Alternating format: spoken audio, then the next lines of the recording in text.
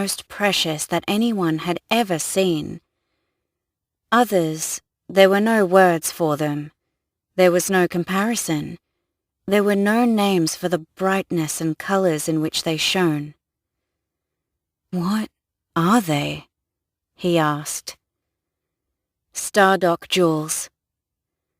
It wasn't the Queen who spoke, but the woman who had brought him here, whom long ago he had heard singing in the moonlit wood. "But I thought, hadn't you told me that was a fairy tale?" "And do not most fairy tales have some truths in them?" He sat with his mouth open and with his hand filled with more riches than he had ever dreamed of. He not only saw the incomparable sparkling of the stones with his eyes, he felt it in his hands.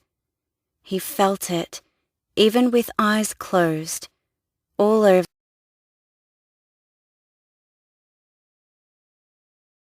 diligently picked clean by insects, and finally, as the years went by, they sank into the earth they had come from, and which took them in again.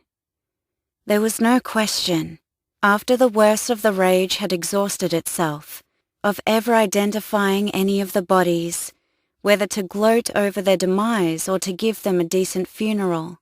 And for years men died in drunken brawls over boastful claims of who among them it had been who had raped the Queen in her vagina, arse, or throat, cut off her breasts, slashed her sides, made her scream, had heard her beg for her life or beg for death, seen her die, or finally killed her themselves.